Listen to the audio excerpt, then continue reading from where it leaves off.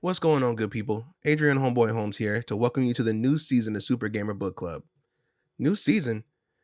Where's the old season, I hear you say? Well, you can find all the episodes of the old season from our original book club host Zech on our Patreon. And you can also find the newest episodes of season 2 with host me, ding, on Patreon as well. Me, Garrett, and a special guest every month choose a game and we go over it and talk about it in a shorter, more informal kind of setting. It's almost like we're just hanging out and telling what we liked about the game, what we didn't like about the game, so on and so forth. So we decided this is too cool to sit behind Patreon for all of it. So what we're going to do is we're going to take some of the older episodes and put them out on this free podcast feed for you guys. And if you want to check out the new episodes of stuff that we're doing, you can go and subscribe to our Patreon for only $1, and you get the brand new book club episodes when they come out. That's all I got for right now. I hope you enjoy the episode, and I hope you come to see what we have on Patreon. Take it easy and enjoy the show.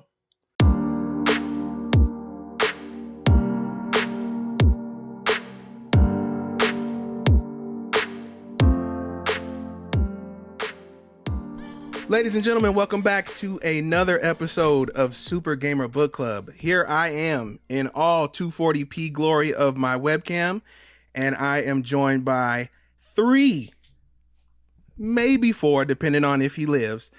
Wonderful guests this evening. First up, our guest of honor. No, I'm kidding. I'm not going to do that to you.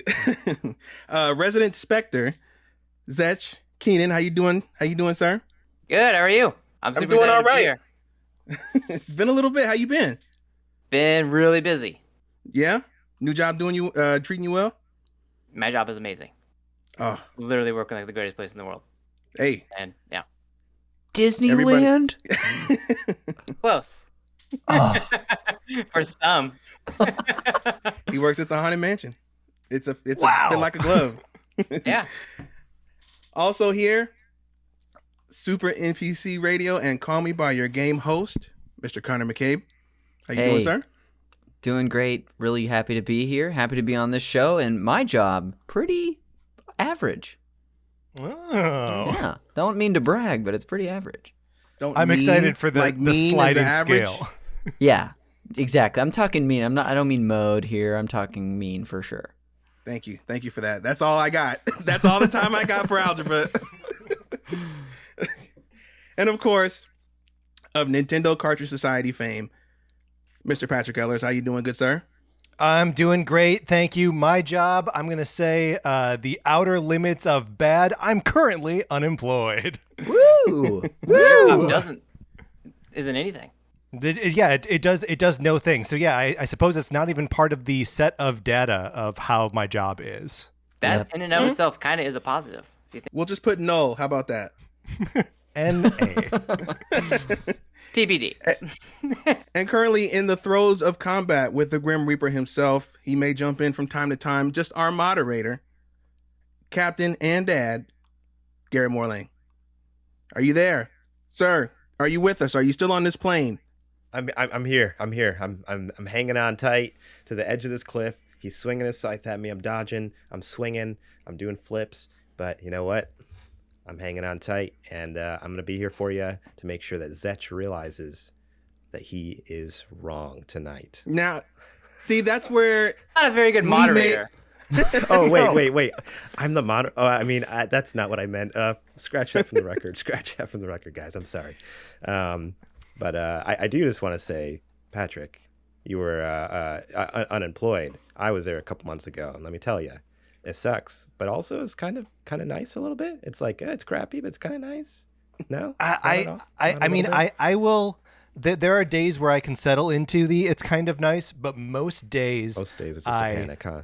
Yeah, most days it's either panic or like I start to look for jobs, and then like I just start to procrastinate, and I'm like, I'm just procrastinating. I should do something fun. But then I'm like, no. This is your time to look for jobs. You shouldn't do something fun. So I go back to procrastinating, which also doesn't help me get a job. Man, we're like this. That's not like the same person. That's like exactly what I did. Anxiety loops. All right. Well, They're the best. I'm here, and I will be moderating, as Adrian said. Of I will course, not of be course. proving Feel free to Zech jump anything. in if the mood hits you. This is, of course, another episode of Super Gamer Book Club where we pick a game we've all played. Some have played more than others. Some have speed ran. And we give our impressions and thoughts on what we thought about it overall, one way or the other.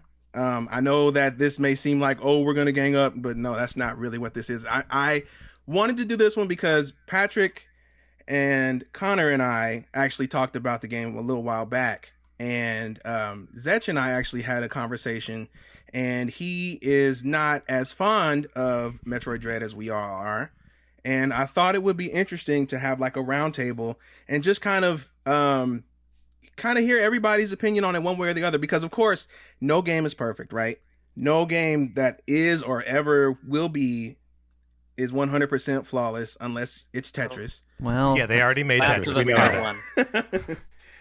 But I mean, yeah, it's definitely interesting to hear a bunch of different perspectives. So Part one. are you okay? Yeah, I'm good. Did that take you out of Last of Us Tetris? Part 1 is totally like, if there's a game that achieved like pinnacle 100%, like perfect, that game. We can talk Which about one? that another day. Last of Us Part 1. well, if we're all throwing out games, I guess I'll reference Sonic Forces, of course, mostly to honor Patrick, but you know. Apparently, Thank you. I have been proven wrong 3 times right now. That's amazing. There are We're all perfect ganging games up that on you, exist. Adrian. You know what? The episode is over. This episode is done.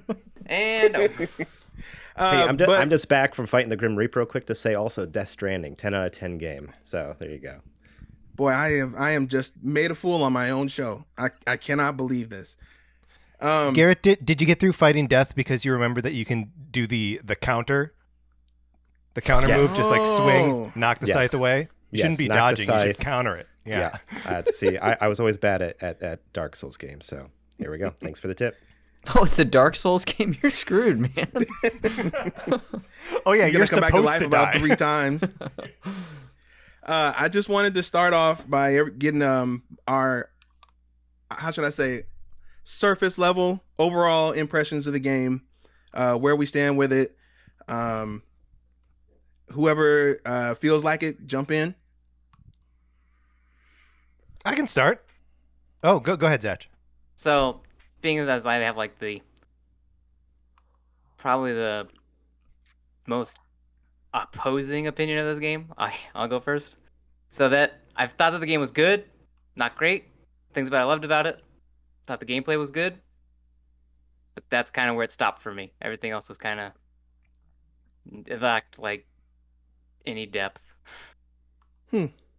Plot was atrocious. That was the big turnoff for me. I got to the end, and we're just like, this is the most discombobulated piece of dribble I've ever played. But I had fun getting here, but this story was just like thin. So I don't know how much more you want me to say, but No, that works. Like we were saying, most of us are on the opposing end of that sentiment, but I can't wait to get down into the details and see exactly our reasonings behind said thoughts. Patrick, you were raring to go. Yeah, sure. I really liked Metroid Dread. I'm a big fan of 2D Metroid. They've been like, my favorite games most of my life. And I really dug the gameplay. I really liked Samus's increased mobility in this game. Her ability to do that like phase shift thing where she dashes to the side, I thought was dope. I always love when the grapple hook is well implemented and the speed boots and all that kind of stuff. It just felt like her ability to move around the map was maybe the best it's ever been in the series. And I did like the story in this game with the full caveat that like it's sort of regular video game nonsense. Where like someone has like an abstracted power that comes from a thing, and you're like, how does that thing actually work? But I mean, the theme, the themes that resonated for me the most in this game is how both the galactic, like the federated, like the military, whatever it is, and these Chozo assholes are both trying to use Samus as like this weapon. They're both trying to like take advantage of her. And she ends up rejecting both of them, which I thought was really cool and fun, and I liked it a lot. Right on. This is Conner speaking for the listener at home again, just to continue to get you familiar with my voice. I appreciate that. Of course. I'm a fairly new person to the Metroid series as far as actually sinking my teeth in. I didn't finish a game in the series until about 3 years ago in 2019. I played Metroid Fusion, which is about as linear as these games get, which is generally what is easiest for me, is to just pretty much follow a path for the most part. And then last year, 2021, even though I think I played about 11 or 12 Zelda games, it was sort of 1B for me. It was kind of the year of Metroid. I ended up playing all the way through Super Metroid for the first time after bumping against that at a certain distance into the game. I ended up playing Metroid 2 Samus Returns on the 3DS all the way through and loved it, of course, made by the same developer, Mercury Steam, who helped develop this game. And then, of course, was rearing to go for Metroid Dread, adored it. And then I even, just after all of that, ended up playing Metroid Prime. So I was very much in a good Metroid headspace as I got to Dread. And it might be my favorite game in the series. I haven't actually sat down to critically think about it, but there were certain improvements that I felt like this game made on previous entries. Maybe one element that I missed slightly, but it actually ended up being in my benefit, which was there's less getting lost, I felt like, than Super Metroid has. But overall, between the gameplay, the usual satisfaction of the upgrades, the combat and the bosses, it was just ended up being a very challenging but fun experience for me, and it was my favorite game that debuted last year. Right on. I think I'm pretty much right there with you guys. I really enjoyed it.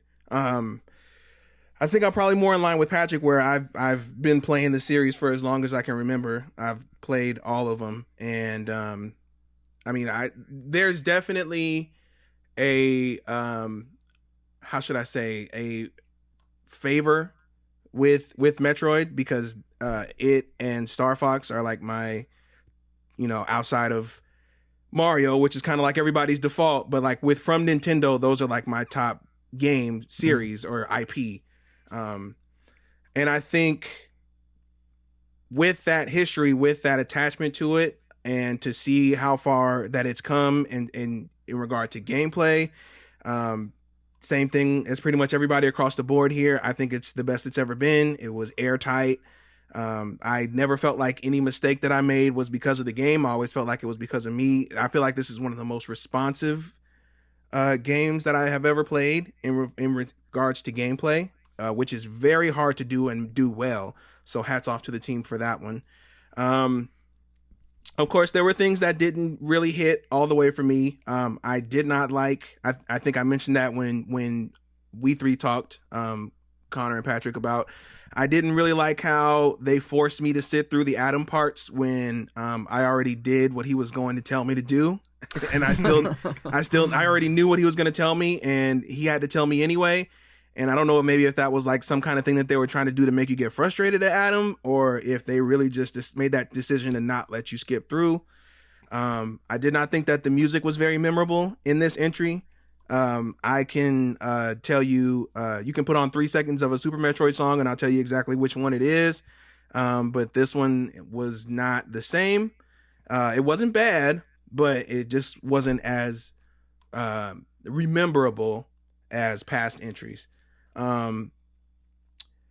that's kind of where I'm at. I think it's an excellently done game. I think at this point right now, overall as a package, I think it's the best in the series, which is saying a lot because Super is my personal favorite, but I feel like this is the best game so far. Who knows? Apparently there's going to be more down the line with the way that this one ended, but it also ends the same as every other Metroid game where you're flying away from an explosion. Zech,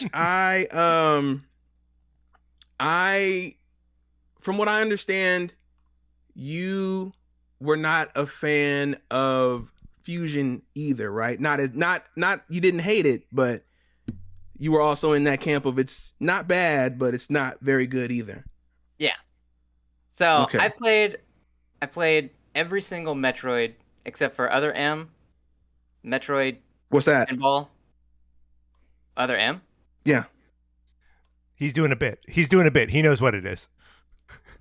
Okay. Selective memory. Never heard of it. It's a bit. It's a good bit, but it's a bit.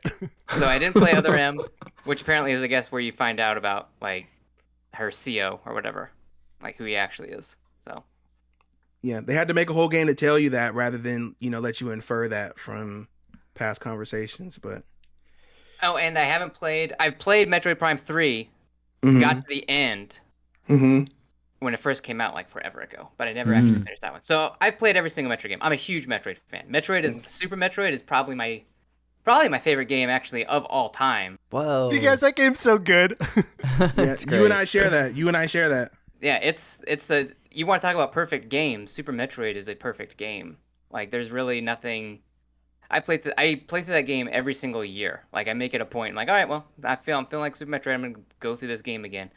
And what Super Metroid does right, and what Metroid Dread kind of just totally doesn't do, is that what made Super Metroid great was that feeling of exploration, right? You're isolated, you're alone, you're on a planet by yourself. Literally, there's no other dialogue Samus has with anybody. There's no dialogue really in the game except for like the first like 30 seconds or 3 minutes if we're being honest. So like The last Metroid is in captivity. it's like iconic. Like that thing has been used in like even like electronic songs and stuff. You know what I'm saying? But like, you know the old adage, if you're explaining, you're losing. Mm-hmm. They have to go through so much in Metroid Dread to explain where you're at. Like it's like, oh, here's an Emmy. This is what it is. It's on the planet. Here's why. Oh, here's the X parasite. Here's what it is. Here's why. Oh, here's a Metroid. This is what it is. Okay? And then it like throws all that stuff at you like, okay, can I play the game now? Like, Yeah, but that stuff's clearly that stuff's there for people who are playing Metroid Dread as their first Metroid game. Right. It's irrelevant. The whole point of an X, like, who cares? Like, when you're in the middle of the game and you see an X parasite for the first time, it's pretty obvious to know that the X parasite comes in. Oh, it's a souped up version of whatever I was fighting. Super Metroid, right? You see like space pirates in that game. Does that game ever take a second to actually explain to you what a space pirate is? No, it doesn't. I Yeah, think you I mean, missed the it's in the sea instruction shanty part booklet. they do. In the instruction booklet, yes. But that was good. Those are the days, man. I mean, that's what you were supposed to read before you played the game. So in a sense, they kind of did tell you what. I always read it like throughout as my dad was playing. He was like, Right. "Oh, what's that?" And you go through and you find it. You know. I think that is more of us. Like, I think that's an old people problem. Like, because you and we know what all this, that really didn't bother me, the primer in the beginning, because as soon as that happened, I was like, oh, okay, this is for people who have never picked up a Metroid game, but they saw, oh, the white suit lady looks really cool. I think I might want to play that. And that's where I'm totally at. And if I'm not mistaken, you could skip it, right? It's a nitpick on my end for sure, but it was one of the Right. things that bothered me. Right. Where was it going with all that? Here's my real beef with the game. Okay, my biggest beef. We're gonna spoil this? Are we gonna spoil the crap Yeah, out go of this? ahead. All right, man. So let me lay this out to you. This was any other game. Okay, take yourself out of Samus's boots for a second, and I'm gonna explain the end of the game. Okay. So Samus is getting ready to fight Mawkin, the big bad Chozo guy. Okay. Mm-hmm. And at first I was like, oh, cool. Chozo are still around. Let's fight some. That's kind of interesting, right? Because Chozo are like a big deal. Mawkin, the big bad race of Chozo. Somehow, all the Chozo seem to elude everybody in the entire like history of like Metroid up until like this point, where they happen to be here in droves, and Machen's like, all right, Samus, I was like playing with you the entire time. I'm Adam, okay? You thought you were talking to your AI computer, but you weren't. You're talking to me. Oh, and by the way, I'm your dad. I was like, let me get this straight. So the main bad guy, they couldn't just stop with him just being the main bad guy. They had to throw in the fact that he was the AI the whole time. And throw in the fact that he's randomly somehow my dad. Made me so mad. I'm like, that is the most soap opera gibberish I have ever played in a Metroid game. Metroid isn't real. I mean, there's, if you look at like even Metroid 2, right? You want to talk about story in Metroid? Metroid 1, Metroid 2, Metroid 3, Metroid 4. Every Metroid up until like Fusion didn't really have like an actual like dialogue. There was no real story to it. It was just like, hey, Samus is here. There's a threat to the galaxy. She's going to go in and fight it. Space Spires are the bad guy. Metroid 1, 2, and 3 had a pretty cohesive storyline. Then you get to Metroid Dread, where it was just like, we're going to throw every single plot twist we can at you in the last like 5 minutes of the game. It was so weak. That is very interesting to me. Because in Samus Returns, they put those Chozo markings in there, and they would show the little scenes of things that had gone on before, which was kind of like them, giving a background to what was going on. And then remember the last one was actually history. But the last one that was in all red, I don't know if you ever got that one. The one that was like red and black was that final boss kind of showing exactly what happened when he was killing the other Chozo. So it kind of made sense that we were going to see Dread? him. No, I'm talking about Samus Returns. This is like that the end of that was alluding to what was going to happen in Dread. Right, because you see the X-Parasite floating around. That Which is fine. That's good storytelling. There's no Right. real like crazy soap opera plot twist at the end where like you find out that the main bad guy you're fighting is your dad. It's not like freaking Darth Vader. Yeah, but I'm assuming that you don't mean biological father, right? Yeah, it's like it's just like he's like, okay, so you have a human. We're gonna put in some Chozo DNA. We're gonna put in some Metroid DNA. We're gonna put in some X DNA. What is she, like a petri dish? Like, this is freaking insane. I was like, can you guys just like, where do you guys write this? That's piggybacking off of Fusion. She had the X DNA and she had the Metroid DNA. That's what saved her life. Which was like, it was worked for that. But then it's like, oh, okay, well now we're just gonna throw in some more DNA? Or like, not the fact that throwing it in that there's more, but like the main bad guy who like hasn't been around for this entire time, all of a sudden is like... Yeah, but he's just at that point, he's kind of just representative of all the Chozo, right? Like, we know that she is... Could have been any Chozo! And they were like, what's one more plot twist we can do? Hey, how about the Chozo DNA in her blood happens to be the bad guy? I mean, it would make sense that he would be the one that was like invested in her and like trying to trigger these Metroid powers in her. Really? That was the other thing that I thought was dumb. I was like, oh, so she's now a Metroid now? Like, she's just gonna she goes full evolution to Metroid, gets the most hideous piece of armor she gets in the entire franchise, no. and then all of a sudden gets to her ship, and she's like, oh crap, I can't fly my ship. Oh, well, guess what? Good thing this, like, X-Parasite mimicked the good Chozo. Just like the X-Parasite in Fusion mimics Samus, who is also good. So, in Fusion, an X-Parasite mimics someone good, it goes evil. In this one, an X-Parasite mimics someone good, and it just happens to help her out at the last second to get her out of the planet. It was weak. It was so dumb.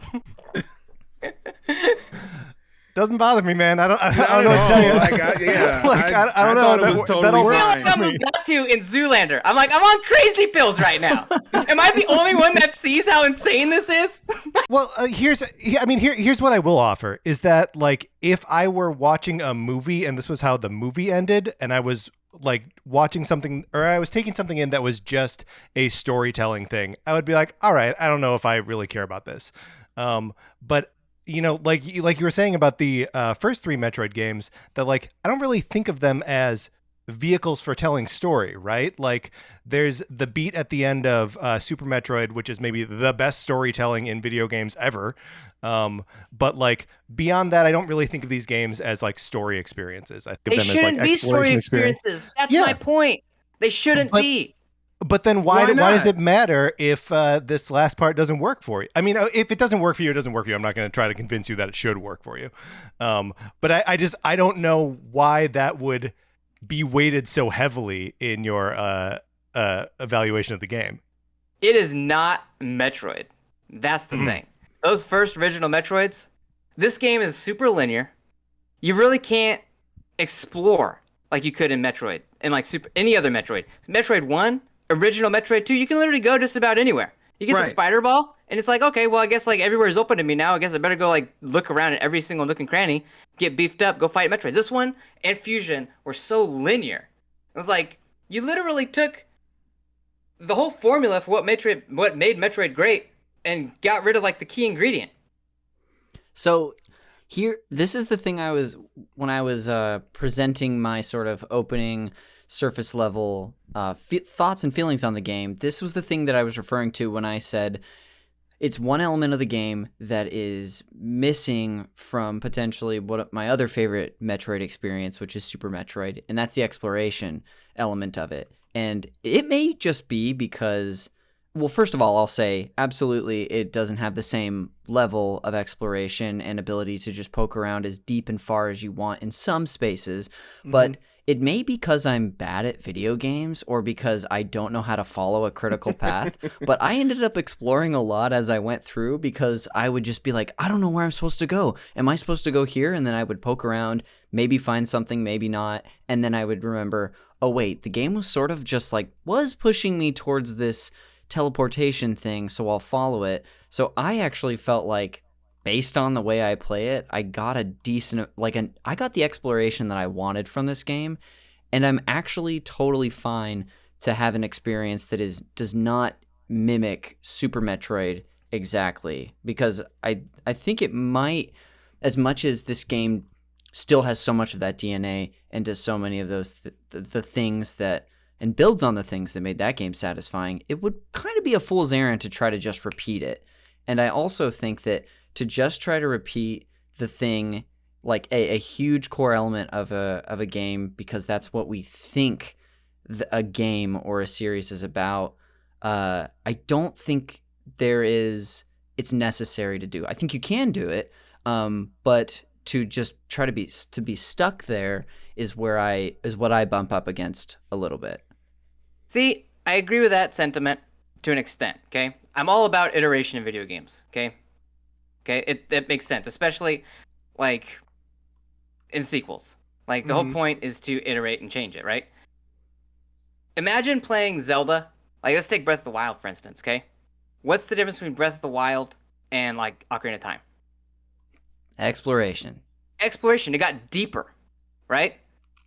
Now imagine would Breath of the Wild be just as good if it was just like, all right, well, we're not going to plop you down in your own world. We're just going to put this on rails now. You might be able to veer off the course left or right a little bit, but that game would not be as good as it is now.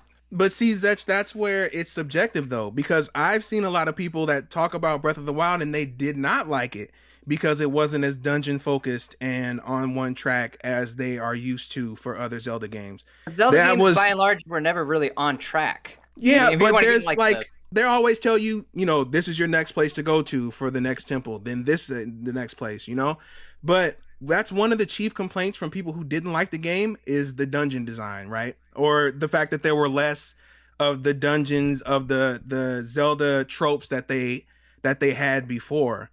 They felt that like it strayed too far from the formula. So it's kind of hard when you iterate, people want the old thing, and then when you do the old thing, people want new stuff. So it's kind of like you're in a rock and a hard place. And this game did not satisfy. I mean, here's the deal. I agree that this game was definitely the most fluid Samus. It was definitely the most responsive Samus. Definitely the funnest action I've played in a 2D Metroid game by far. Like this was like hit those notes perfectly. I was like, man, this is fast. It's frenetic. being able to like time my blocks, and it's so much fun, man. Like, but it was just skinned with the worst story. Samus doesn't need a story. That's the thing. She doesn't need one. She's a bounty hunter. She goes on a mission. She fights bad guys. So you want to talk about like Galactic Federation like using her as like a weapon? Yeah, she's getting paid by the Galactic Federation to go down. Like that's her job, to be used by the government, right? Mockin, on the other hand, some random wacko from like Samus's childhood just happened to research. It's like they ran out of ideas. And they're like, well, I guess we can bring the Chozo back, which is cool. But now what? Well, maybe it's Samus's dad. Maybe he's also going to pretend to be Samus's AI. And then maybe we're going to have like another random good guy Chozo save Samus at the end of the game. Like, it's like... Hold on. Is that part... Because that came up on our conversation on Connor's podcast about Razorbeak pretending to be Adam. Was that ever stated in the game? Because that was something that I missed. And when like Adrian, I think, brought it up as like a theory, or is that is in actually in the text of the game? Okay. Yeah. So when you first come up to that last the boss battle, and that last time you speak with Adam, then he kind of starts and then he kind of starts saying that you need to obey what I tell you. You obey my commands, things like that. And then that's when it kind of starts giving away that, oh, you've kind of been used this entire time. And then the Adam Samus shoots it because she realizes that this is not the Adam that she thought it was. And that's when it's revealed that it's Mockin behind there. At the beginning of the game too, I believe, after your first encounter with Mockin. Right. It stops calling you lady. Yeah, and then I think that's, from what I could gather, was like them indicating like, hey, here's a difference here, and if you notice it, you do. But I didn't even notice it when I played it. I found out afterwards. I was like, oh, that was cool. Yeah, I literally had to Google the end of this game. I was like, am I like missing something? Is there like a plot point that I missed? Because I was like so flabbergasted at how like juvenile it was that I was like, all right. I also think you're taking the idea of him being her father like maybe a little literally. I think maybe he is saying that he's her father in more of a I'm your, I guess maybe creator sense, right? I made you. No matter it's either way, it's a terrible plot twist. Why? Because it's just like thrown in there, it's of zero consequence. How is it thrown in there if it's been hinted to in other games that she has had experiments done on her before by other Chozo? It's of zero consequence if he is her dad or not. If it is his Chozo DNA or not. It had zero. Exactly. He is outcome. Just the one that represents the people who used her. It was right and turned her into that weapon. No, because like she was raised by a Chozo to be a warrior, and then like that was like cool, and then like all of a sudden it's like, okay, well, what's one extra plot twist we can get for like the shock value at the end of this game? Well, we can always go with the classic old she's your dad. But we know he's not really her father, right? It doesn't either. I know for a fact he's not her paternal father, okay? I'm saying he is not the father. Okay, yeah. If this was Jerry Springer, okay, there would be some. It would be pretty obvious. It's a ploy for dominance, right? It's to get her off her game. It's not necessarily of like, it's more things to get her off her balance so that he can defeat her, so that he can, take over and control her, use her as a weapon. That's giving him way too much credit. Is it? Because he genetically engineered her. I feel like he did not genetically engineer her. He scored it into a dish, and they're like, all right, cool, we'll use this. No, I want to see that scene. Scientists. Chozo scientists engineered her. He's just a war chief. Like, he knows how to use weapons. You're assuming way too much of this guy's background. I'm sure. I think you're assuming way too little. It's like, okay, Mockin, he's a total war strategist, super scientist, ninja. He can, he also has a cure for cancer. Like, what else? I could definitely see an argument for this guy, and I don't know, we might be, this information might be out there, or we might be just like filling in the gaps ourselves or I might be filling in this gap to make it make sense. But if he is this, evil war chief leader of the Chozo with all these plans in place, I could absolutely see him in his brain telling himself like, I am responsible for her, even if he is just the one who's like, yeah, let's get this plan in motion and do this. I don't think he necessarily has to be the guy, doing the using the however the scientists do it, periodic tables and whatnot, mixing the tubes. Yeah, I could just see him taking that as very personal, as like, this is my creation and this is going to be the thing that once we, because he puts her through all this stuff in this game and tricks her into becoming more powerful to turn her into a Metroid. I could see him taking that on as like his assignment or his this big thing he did. Yeah, it's and Conner, I don't want to say too much because I know you're right in the middle of Metal Gear Solid 2 right now, but it's such a Metal Gear plot. That and there he is. That goes in that plays into my favor, honestly, because it just goes to show as a non-unique. You know what I mean? Like, this plot twist has been around literally since episode 5 of Star Wars. Like,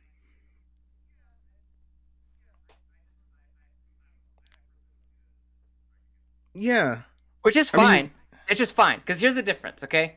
I think the paradigm between how you guys view it as being a good game, where I view it as just being let me back up. Where you guys view it as being a great game, and I view it as just being a good game, is that when I play Metroid, I just wanted to go run around on my own volition and explore every nook and cranny without being told where to go or what to do by a stupid AI the entire time. Like, as to Adrian's point, that AI was the most obnoxious, like, game development point. And that's not the I agree. to say that, but you know what I mean? I was not a fan. Freaking irritating. Why do I need this? I know where to go. I already got the ice missiles. I know I got to go back up and shoot ice blocks now. Like, yeah. Stop holding my hand. Do you think that for you, Zech, if the elements of the game that you're frustrated with being a lot of the story and the atom presentation and that stuff, if it was stripped away and was more atmospheric and you had to infer more like Super Metroid, do you think you'd have a more positive feeling on it? Oh, 100%. Yeah. Because that's what drove the story, especially in like Metroid Prime, especially in Super Metroid. She didn't want a story. Where it was just like the story, the background, the information about the planet was all inferred as you're playing through. Mm-hmm. You know what I'm saying? Like, it was part of the atmosphere. It was part of the experience of the level design is what told the story, you know? You come across an old ancient Chozo statue, you're like, oh man, this is an ancient civilization. This is some piece of gear that they must have used. Samus can now use this, and, now I can jump up that, space jump all the way up to that, whatever. Mm-hmm. Where this was just like, it felt like they had to add a story in there. Because, like, it's a modern game design thing to do, where it's like, that just ruins it for me.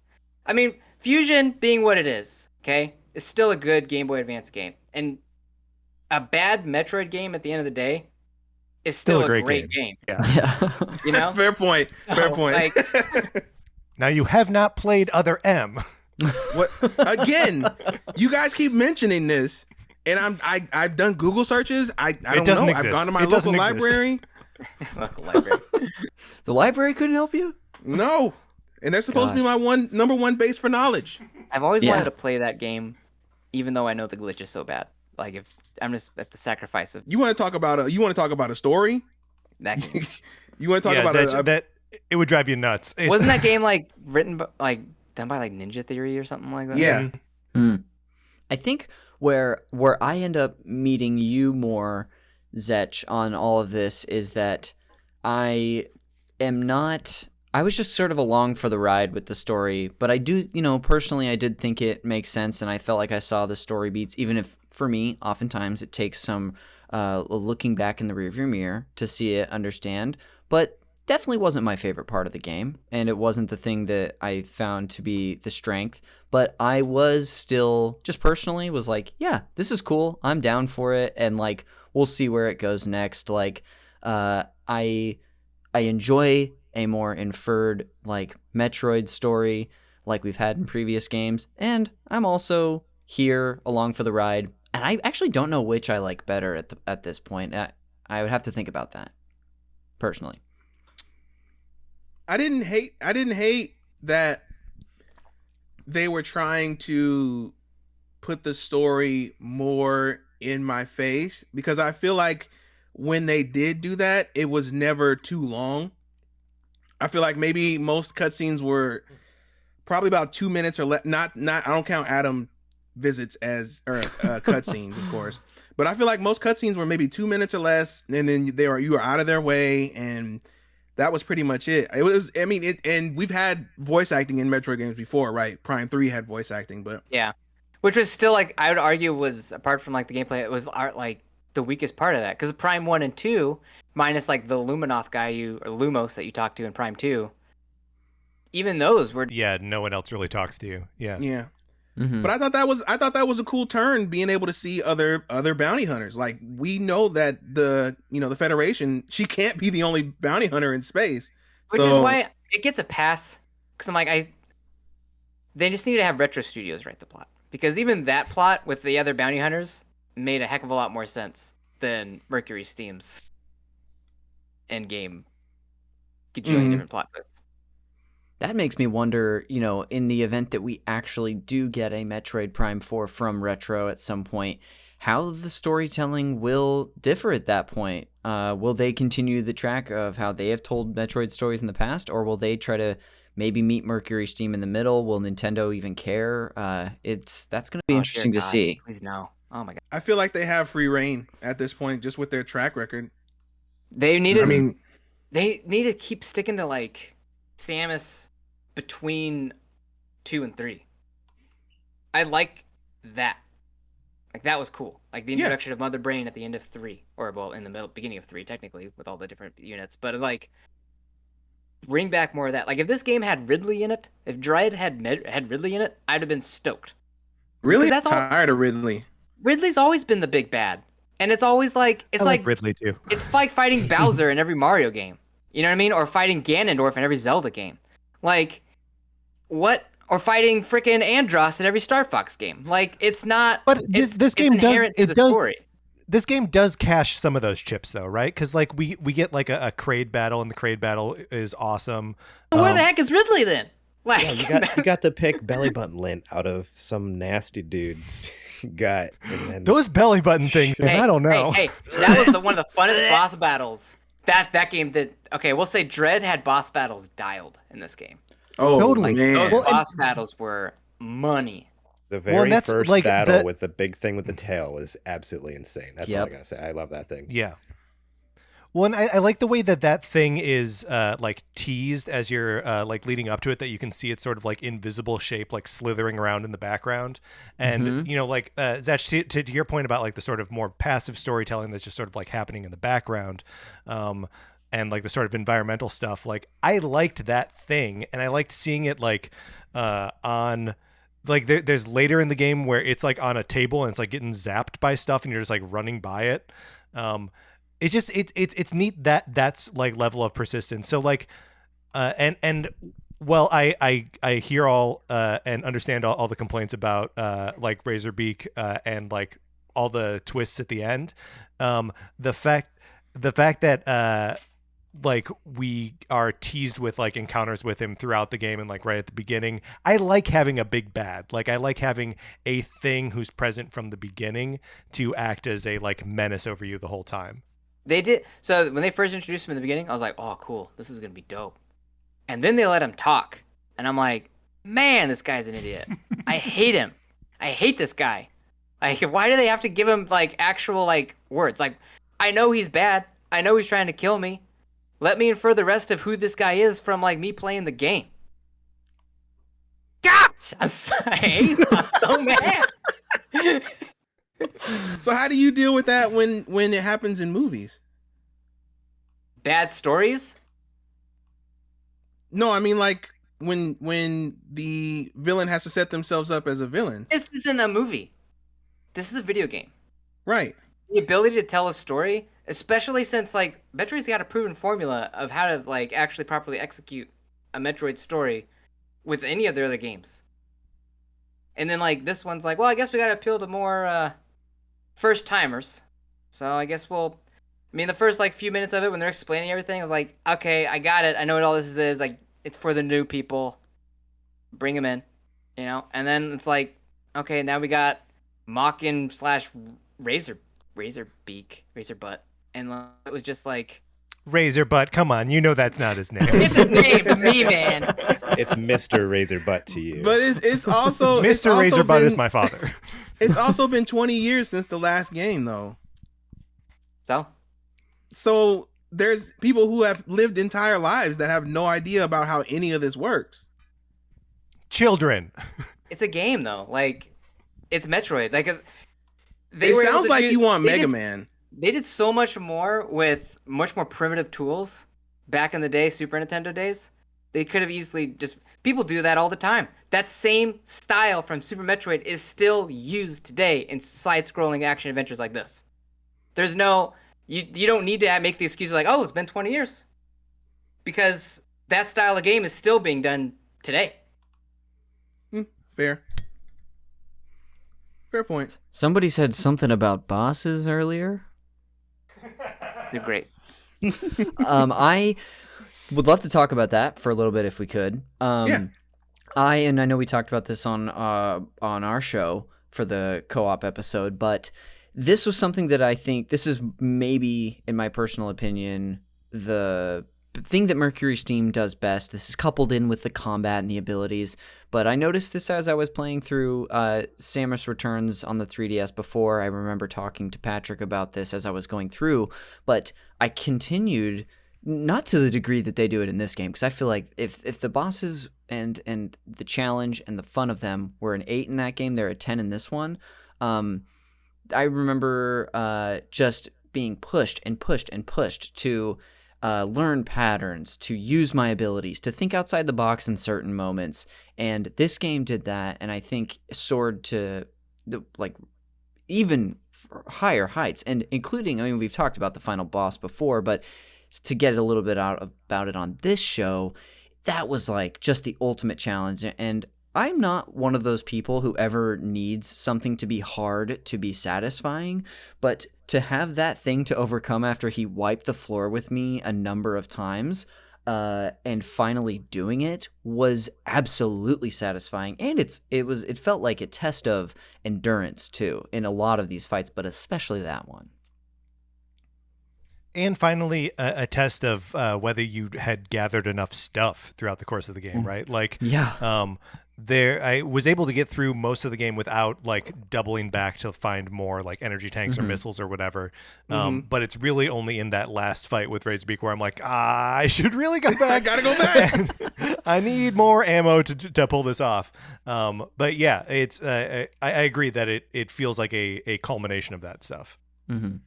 I don't think he was the only one that presented that level, though. I feel like the bosses scaled in difficulty very well. Yeah. I feel like each one was harder than the last, and they all presented different what should I say, like opportunities to try out different strategies in between each one. No boss really felt the same. I dug it. I dug each one, and Razor, like you guys saying, he was the icing on the cake. He's the culmination of everything. All the fights that you've had before, there was something from each one of those that you had to bring to this one. So I thought that was really cool. Yeah, I did like how the fact that like a lot of like Samus's weapons were mimicked in like his armor. Mm-hmm. I thought that was really cool character design, like his power cannon and everything. And then like the actual fight with him was to do with him being your father too. No, it's got nothing to do with it because he's a freaking Chozo. All the Chozos had it. Hey, Zech, more like Chodzo, right? Am I right? Oh! That was for you.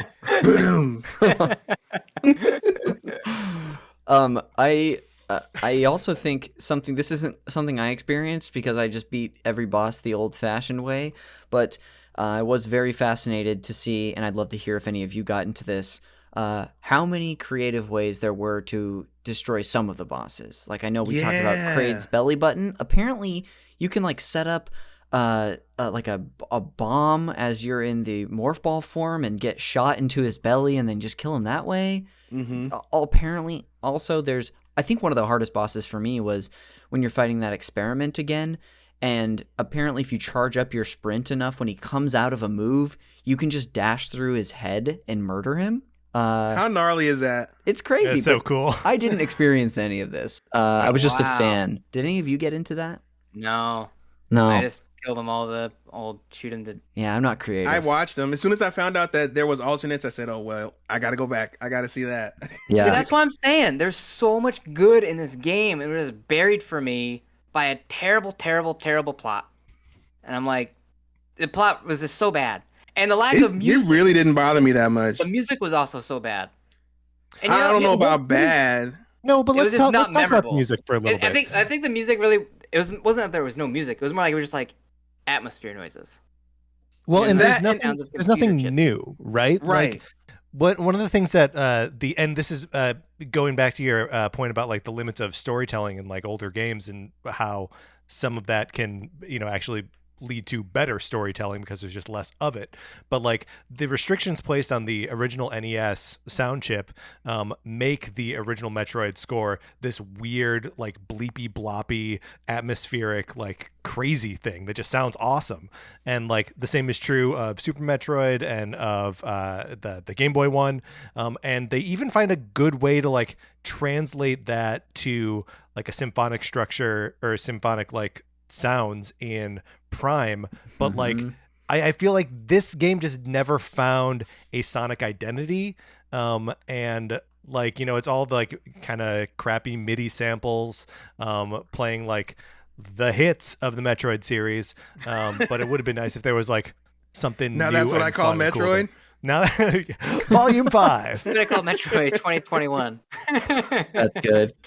Metroid bops. Yeah, when it's all kids singing. Is it an a cappella kids group just doing the Metroid soundtrack? We may be onto something right now. Yeah. Hello, Mr. Business. We've got an idea. Mr. Nintendo. Yeah. Who did the soundtrack? Did Kenji Yamamoto? I'm not sure. Let me. Because I feel like Kenji would have done such a better job. I feel like it was probably somebody on the Mercury Steam team, but I'm not 100% on that. Let's see here while you guys talk. I was just about to get into just ask something about the story again too. This is just a small question because I want to stick on the music. But didn't Sakamoto, who also did the first few games, or maybe not the Game Boy game, I think that was a different person who directed that. But he did Super Metroid as well. Yeah. It's interesting. Maybe I wonder if he got tired of doing this, like not the same thing, but if he wanted to flex a different storytelling muscle, and that's how we got here. I don't know. I mean, it was the year of Sakamoto, remember, because we also got the Famicom Detective Club games. Yes. Localized. Yeah, we did. And those things are also like way too wordy and way too talky. Yeah. But I love the hell out of those games. I mean, they are novels, though, So right? we're saying that Sakamoto is a terrible storyteller when he puts dialogue into his games. That's all. Sakamoto, stick to what you do best, man. Just like, let us do the storytelling with the atmosphere. You just make sure she looks cool. Which they did. Yeah, she did look cool, except for like the end when she went full Metroid. No way, man. That suit rules. That's the one thing I'm a hard stop you on. That suit rules. It scared me. That was when I was like, Conner. really? Really? So let me get this straight. Okay, like I'm a sci-fi guy, and I'm able to check my suspend my disbelief at the door up until a point. Okay. Up until parents. That's when it gets. Up until frickin' she turns into a Metroid. Her whole suit turns Metroid into like this Metroid what's it called? All like crusty. an exoskeleton. Yeah, it's organic. And then where does it go? Where does it go when she gets turned back?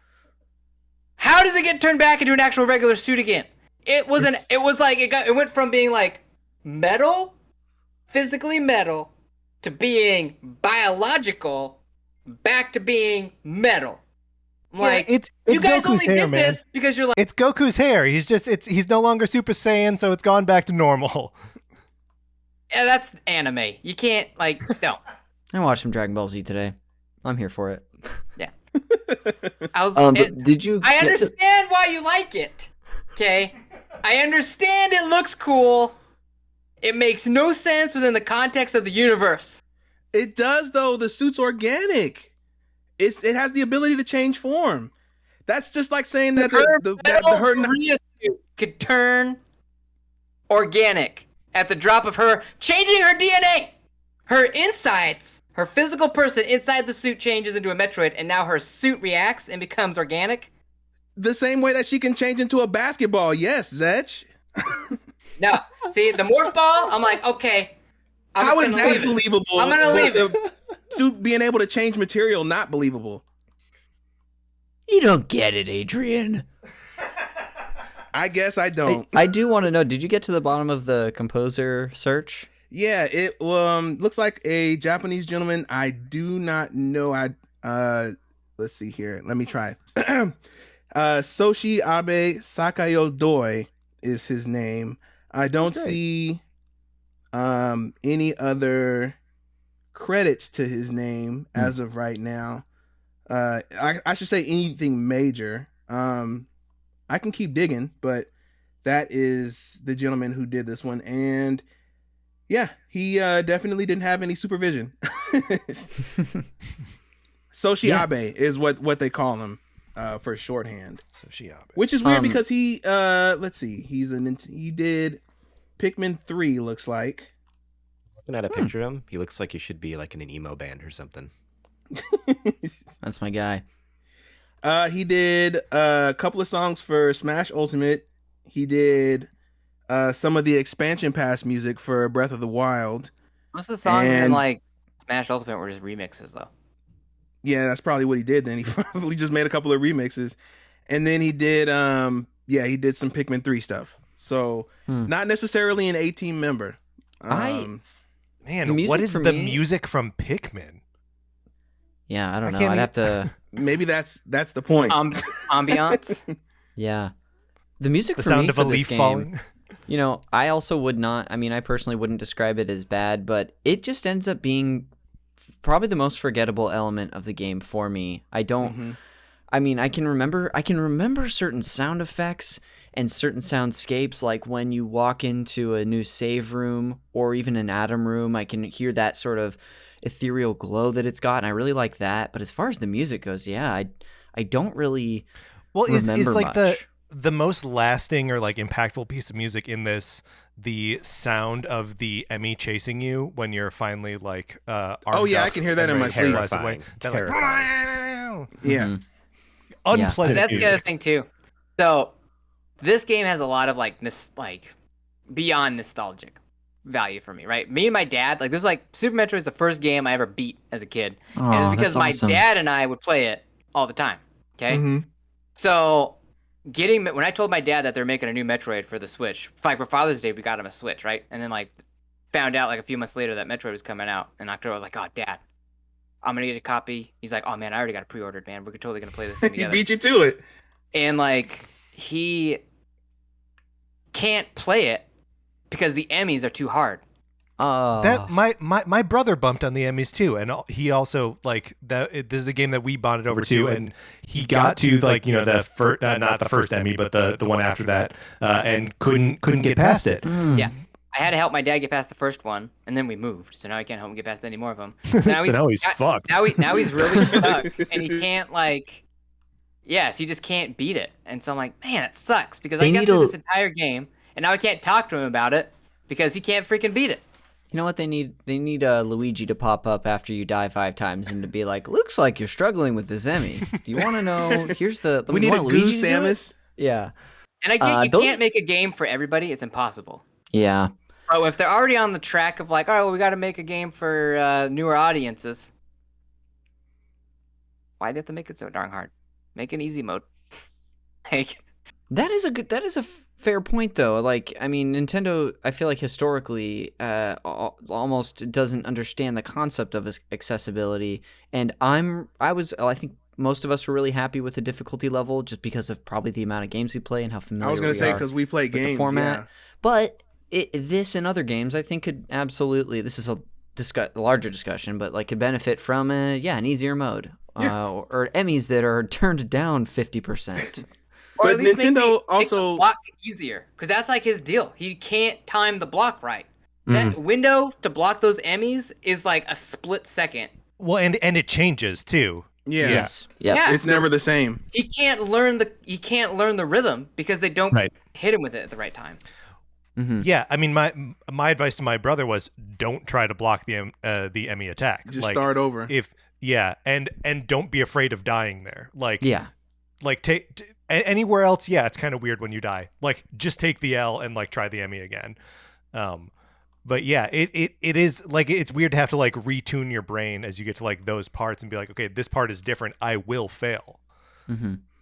I've mentioned this before. I ended up, I would say actually overall, I had a lot less trouble with the Emmys than I assumed I would going into the game, because that was such a big promotional focus, and they were heavily featured in a lot of the lead up, including the announcement trailer. But there was one Emmy in this room that I just like really took forever to figure out, and then at a certain point I was like, I don't know what I'm doing wrong, and then turned out I was holding down the wrong shoulder button to use your like final blast on the Emmys. And then I realized, again, this comes back to being a Conner issue, but it was a particularly tough Emmy.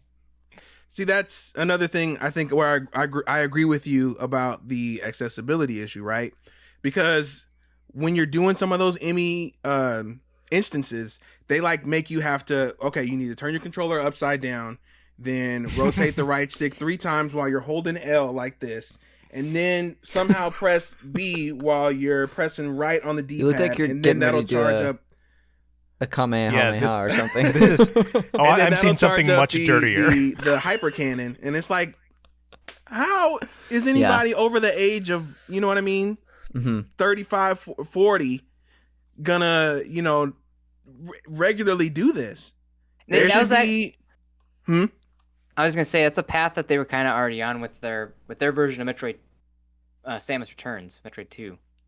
It's like they have like a lot of different button combinations. Like, okay, hit up and then hit X to activate your special abilities, or down on the D-pad, or you know what I mean. So it was like, that's just another thing. It was just like, okay, well, it's a modern game now, so we got to have a bunch of different like tools. It was like, but even to your point, that there should be modern sensibilities. So that's one thing Nintendo has never. I think if they have, of their many weak spots, this one definitely shines the most in that they're not very good at accessibility in their games, right? But that's just because they don't really have to cater to that, and they don't usually do that in the Japanese market, where most of their games are developed and deployed with that market in mind first. I totally agree about like that. Accessibility should be something that Nintendo should be including in their games as like an option to, so people can experience the games more easily. But there is something that I like about putting your hand in those stress positions for the more stressful like maneuvers that you're trying to pull off. Like there's a nice like synergy between what the character is doing and what you're doing. And I always remember that too, of like playing Super Metroid. I developed like a weird little claw to actually hit because you need to basically be hitting 3 face buttons all the time in that game, right? One to dash, one to jump, and another to shoot. And there are all the time you have to like dash, jump, and shoot, and like all of that sort of in quick succession. I would just roll it. You would roll it. I had like the thumb for the bottom 2 buttons, the dash and the jump, and then my index finger would kind of like curl over to hit X on the top. So that was nostalgic for me.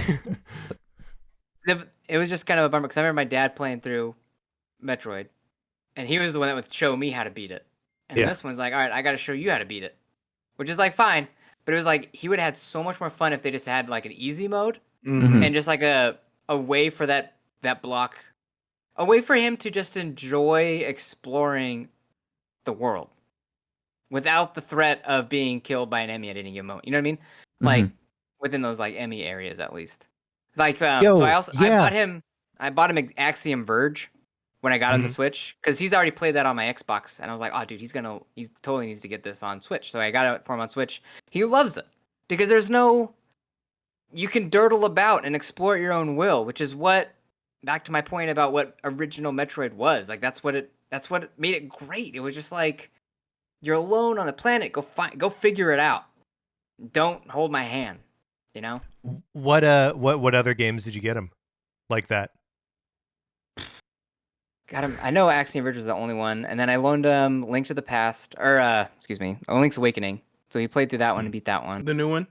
Yeah, he's not really. I didn't get him Breath of the Wild because that's not really.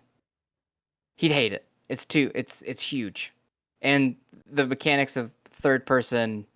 Yeah, that's tough. The camera, yeah, my dad struggles with that too. The 2-axis camera. Mm. So my dad I even had help my dad back when I was like in high school to help him figure out how to beat Metroid Prime and Prime 2 because like those were single stick first person shooters and he still had a hard time. So you throw in the extra joystick and it's like he's totally screwed. Yeah. It's definitely learning another language, and we all had to do it at some point, but our brains were young and malleable at that point, so we were able to pick it up a lot faster. We had Halo. Yeah. Pretty much. Conner, did your dad play games? Oh, barely. Okay. Games with My Psyche. Now that's a game we played. Oh, come on, Conner. No, I had a nice papa. But no, not really. Mostly just we had a Nintendo as soon as I gained consciousness, but they pretty much just played Super Mario Bros. And Duck Hunt, and he had like a Top Gun game and like a that game was impossible. And I hated it. I still have it, but I don't like it. And the casino game, but no. So no, there's like no even broaching it with my father. What about yours, Patrick? We got to know. Yeah, about yours. no, same. My dad was always interested when I was playing a Final Fantasy game. Oh. So like if I was playing and he was around, he would watch. That's but huge. like it felt huge. Whereas like whoa. But yeah, no, really nothing else. Like he just doesn't play. And this is a segment you always have on the Super Gamer Boys Games Club episode, right? You talk about Does your dad play games? What's Pop playing? Oh, nice. Tennis is always the answer for my father. Might we even get Garrett to chime in at this moment if he's around? Yes. Sweet. My Pop played lots of games, and that's why I play games. He introduced me to Super Nintendo. He had an NES and SNES back in the day, Sega Genesis. He's the man who sat by my side when I played Metal Gear for the first time, and to this day he's still playing games. Actually, when I was in New York, he doesn't have internet at their current house. They don't have internet set up yet, so we like went to my grandpa's garage where there's internet like down the street and downloaded like the new Call of Duty and stuff like that on there for him to play. So I was like, here, I'll set you up with some games and you'll be good to go. So yeah, very cool. Still gaming. Wow. My dad didn't game a whole lot. He just gamed once in a while. And whenever my dad would find a game that he liked, that explains a lot about us Keenans, really, is once we do a thing, we really do the thing. So for example, Golden Sun comes out on Game Boy Advance. I love Golden Sun. One of my all-time favorite RPGs, right? Probably my top 10 best RPGs ever. Like 1 and 2. And so like I was like, my dad was like watching me play. He's like, oh, he'd really like this game because it's simple terms, as again, back down to simplicity, right? Right. Easy to understand story, simple gameplay mechanics, like he's in it. My dad, both those games, sunk hundreds of hours in them. Just it's so easy to do. No, just so he can get his characters up to level 99. Wow. All 8 of them up to level 99. And then he would go to my cousins and be like, "Hey, you wanna fight me?" And they'd be like, "Sure." I'm like, level 99.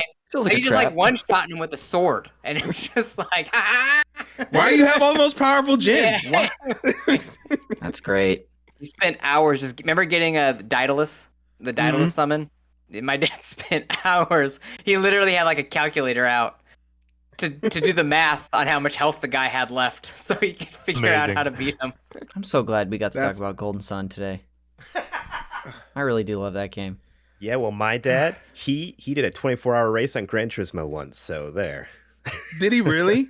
Wait, yeah, my dad was insane. He loved the Gran Turismo, and there's actual 24-hour races, and they would do them. My dad, okay, and Garrett his has the cousin, coolest dad. so my dad's cooler. A literal 24 hours. Sorry. He was no. You can't throw that thread out there and then not elaborate.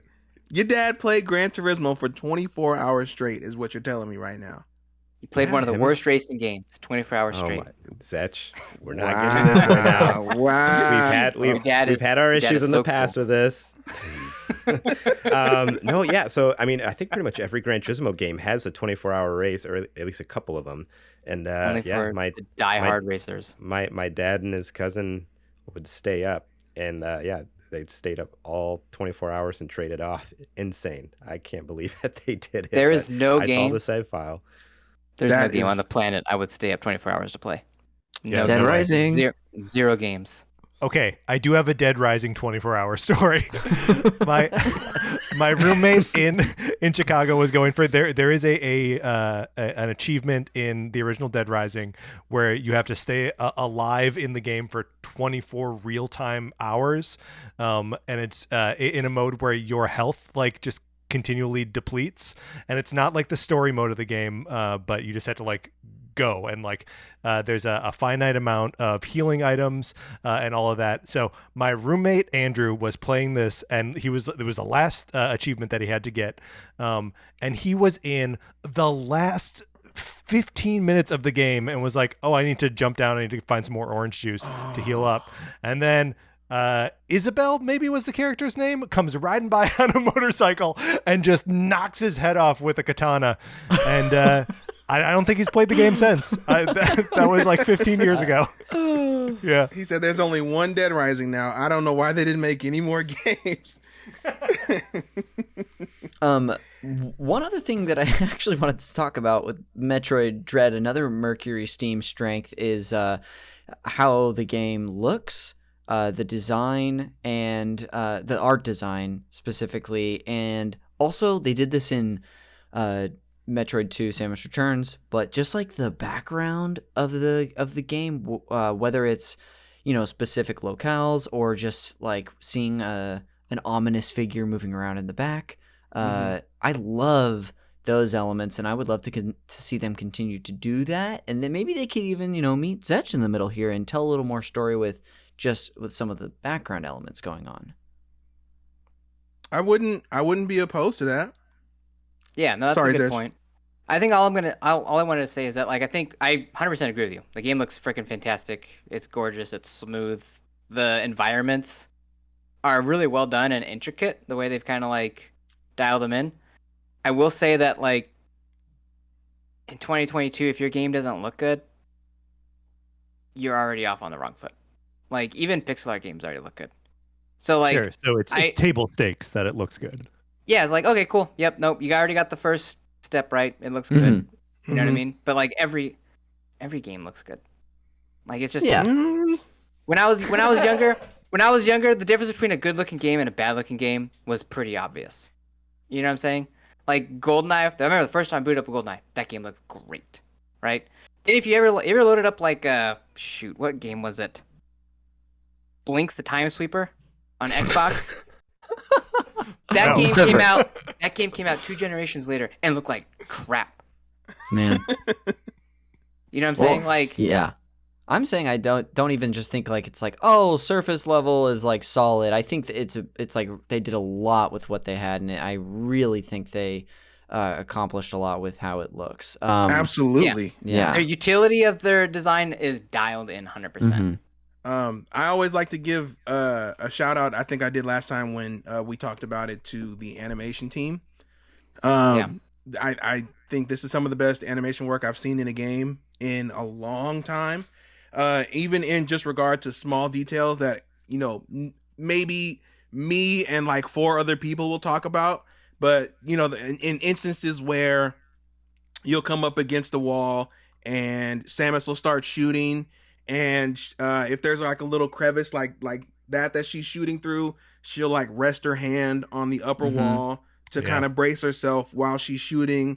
Just things like that. Or, just kind of when she hops over stuff, she'll do so according to the height of whichever. There's no one single jump over animation, right? There's a multitude of ones for different surfaces and different kind of obstacles that she has to get over.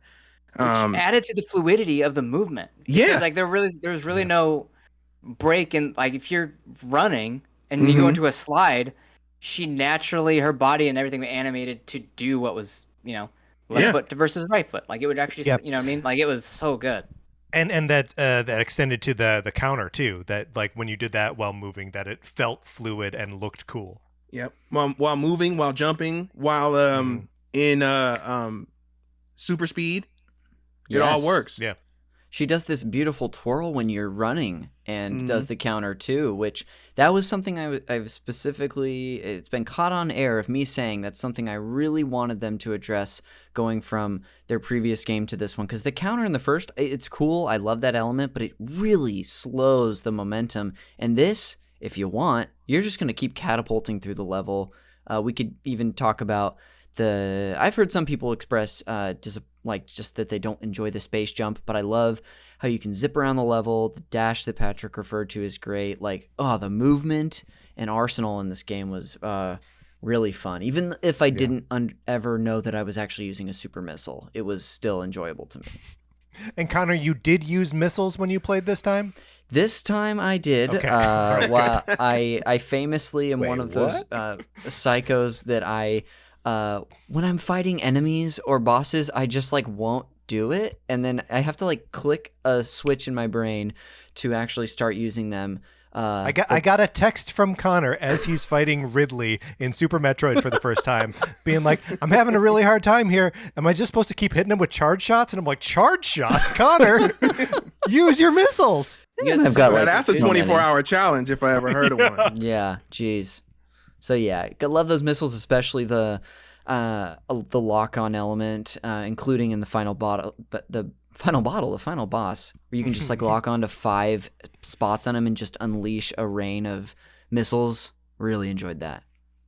Yeah, that was pretty fun. The ability to use the power bomb at the last boss fight, all your items kind of had utility. That was the other thing too. I thought it was kind of a bummer that you got some of your power bombs you got towards the end of the game. Yeah. Or it took a freaking infinity to get a morph ball. I they kind of did it in reverse. Later sequence morph ball. Yeah, I was I don't know. This felt kind of jarring as a guy that's played Metroid for years. I guess, but the new abilities were so cool that I didn't really miss the morph ball until later on, the phase shift and invisibility, all that stuff. I thought I was having more fun playing around with those and getting used to those than being oh, well, I can't, morph ball was I can't do that right now, but let me go back to phase shifting because that rules, I thought it was kind of overpowered, the phase shift, especially when you're fighting some of the bosses. I was I can just dash right through them. I don't know. Yeah. It was kind of cool, but some of them have that red attack though that you can't do that. Maybe I'm just a freaking curmudgeon. I think because I went through this entire game and just I was man, I feel I really wanted to like it. I mean, why wouldn't I? I freaking love Metroid. I think I just got to it and I'm this is not. I think you and I are just two sides of a different coin, man, or the same coin. We're both. Still, I do want to. I know I can be very intense, so I want to make sure it's clear that I did like the game and I'm happy I bought it. No, I hear you. I know I'll go through and play it again. It's just I'll be skipping every single story beat as possible and yelling at my screen. I love that you always have and to I clarify won't be. that. That's not the first time Zech has had to clarify that after her rant. I love that. No, man. Conner and Patrick don't know me. Yeah. So so. But yeah. Oops. No, man. You're absolutely entitled to your opinion, and you are definitely not wrong. I mean, we all have criticisms, and story is subjective. It didn't click for you, and it clicked for me a whole lot. But at the end of the day, the things that are not the story, which make up the majority of the game, I feel at least in our opinion, worked. And I think that's what, when you bring it down to its most bare elements, is what's most important. Yeah. So I will say, if I had to rank this in terms of platformers that were good, 100%, all the way around through and through, not in the top 5. Really? Even with how well it controls? Yeah. What do you mean by top 5? Are you like your personal top 5 action platformers ever? Yeah. I mean, it's especially if that that's how you feel about the other elements. That makes sense to me. Well, because like from my perspective, I play games to be told a story, right? Like, it's very important to me that the story hooks me. Otherwise, I'm kind of like, eh. I mean, with the exception of like a few games, like Mario didn't have a story. You know what I mean? Paper Mario did, and I really enjoyed it. That game got kind of dark, like, like surprisingly dark for a Mario game. But I mean, like, for like this game, I'm just like, there's so many other platformers, like 2D action platformers out there that I enjoyed so much more. I'm playing through Lodos War, Deedlit and Labyrinth, or Wonder Labyrinth on the PlayStation. That game's better. I don't know what that is.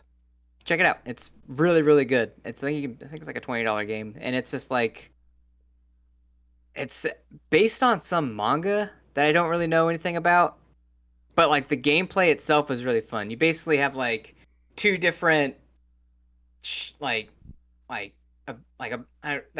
phases, right? Like a blue phase, like an orange phase, and one phase will like heal you, and one phase will do like a bunch of extra damage. One phase will let you pass through like blue walls, and one phase will let you pass through like orange walls.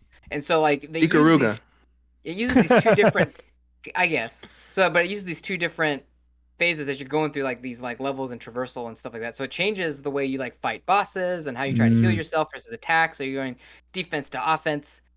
So it's like it's a really well together game. Blasphemous is another one. You guys heard me talk about that one like a gajillion times. I bought that one again just so I can get the trophies in it on PlayStation. I love that game. That game is one of the most perfect platformers ever, and they added on like a bunch of more stuff to it. Super Metroid obviously is like number 1.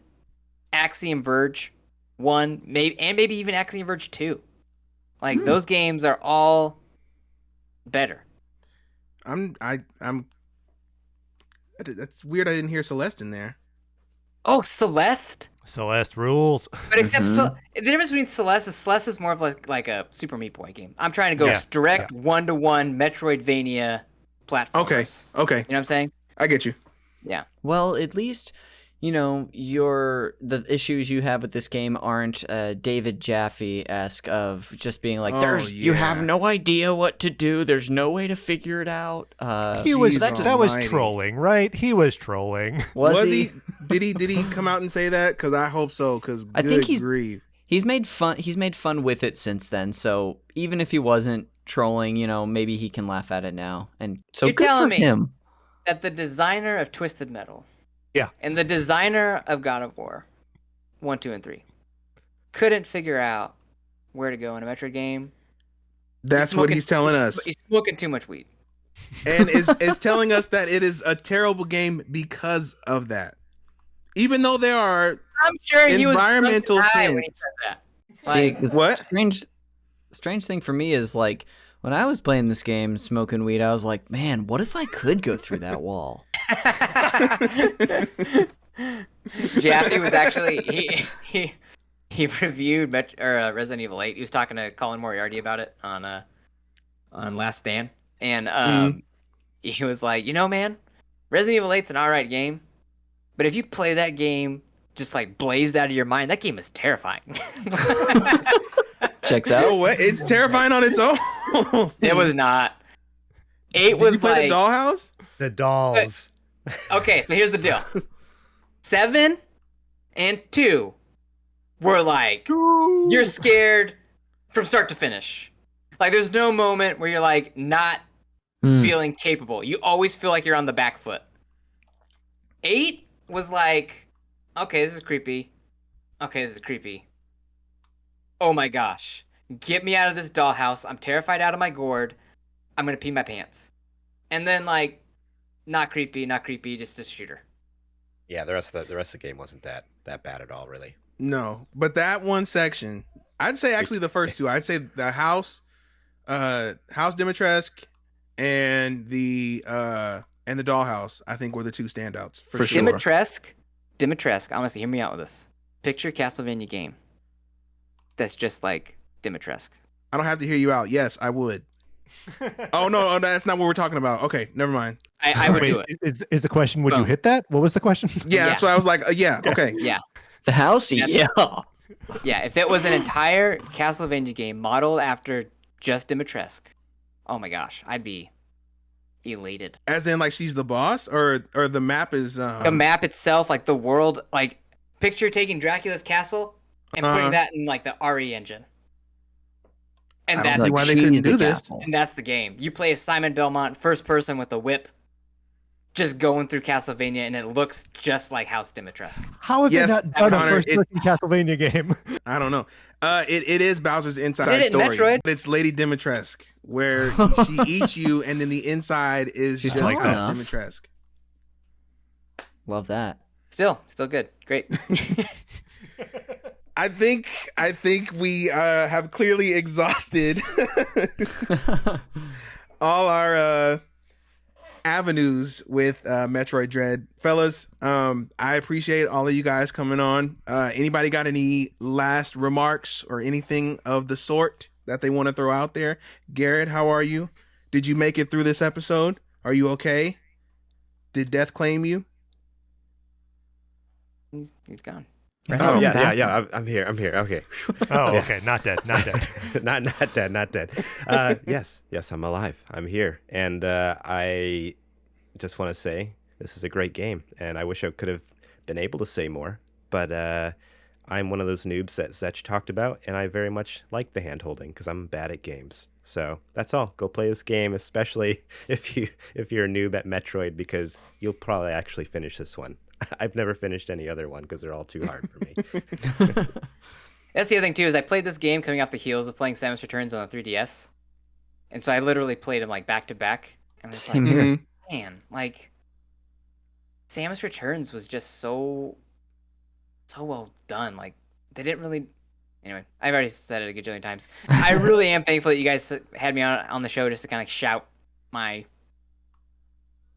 anger, angst into the internet. Let it out, I'm glad man. you did. Yeah. Yeah. It's just as valid. It's always as valid as our praise is your criticism. It's needed. I appreciate Like we were that. saying, no game is perfect. Even if we like it a lot, there's clearly things that we don't Tetris, of like. course. Tetris. I mean, just Sonic just to Forces. reiterate. I forgot Stranding. already. Excuse me. Pardon me. Tetris, Death Stranding, and I forgot the other one that we Sonic mentioned. Forces. Sonic Forces. definitively. Yes, of course. Connor's a regular David Jaffe over here. Oh my goodness. Well, thank you everybody for coming out this evening. Thank you for participating. I appreciate everybody who came on. I know you guys have valuable things that you could be doing with your Saturdays, so I appreciate you coming and spending a little time with your boy. Conner, my man, where can the good people find you on around the internet? First of all, thank you for having me, Adrian and Garrett and Zech. Super nice to meet you and get to talk to you about all this. This was an absolute blast. Didn't know I could talk about this game more, and here we are. But you can find me and the podcast that I host, Call Me By Your Game, which is a show where I have someone on and talk to them about a meaningful game from their past. It's a nostalgic, very sweet and wholesome time for the most part. And all that is also over at Super NPC Radio, where we did our own Games Club episode on this, and we just released one on Halo Infinite. We've got a whole Metal Gear Solid Games Club coming this year. Start in 2 weeks. The first episode will drop. So you can find us if you just look us up on socials, and we have a whole Patreon and stuff. And then I'm also stream on Twitch at twitch.tv/consiscool69. Nice. Yeah. Patrick, my good man. Yes. I want to echo what Connor said. Thank you so much for having us on. I love talking about this game. I love talking about Metroid in general. This is a very fun time. You can find me on the Nintendo Cartridge Society podcast. We talk about Nintendo stuff. Or you can find me on Twitter at Patrick_Ehlers. Sweet. Ooh. You know where to find me and Garrett. Zech, what are you up to these days? I assume that you're still doing marketing stuff, right?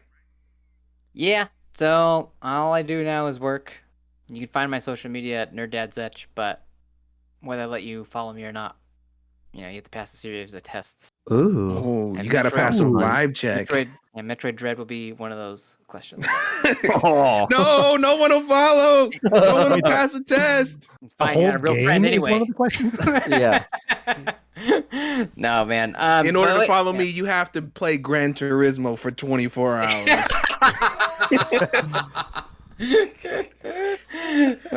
Oh my God. All right. It will do it. Thank you, everybody, and we will see you next time. We're out.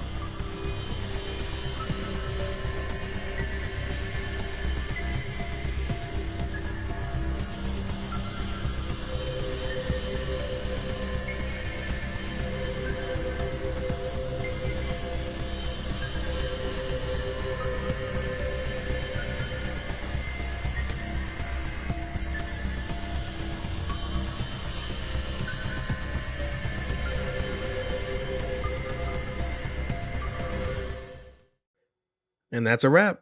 Thanks for hanging out with us. I hope you enjoyed the episode. As a reminder, if you want to catch any of the new episodes the first Friday that they come out of every month, you can find them only on our Patreon. That's patreon.com/supergamerboys. And don't forget to check out our main episodes too. Those are pretty cool if I say so myself. All right, we're out of here. Peace.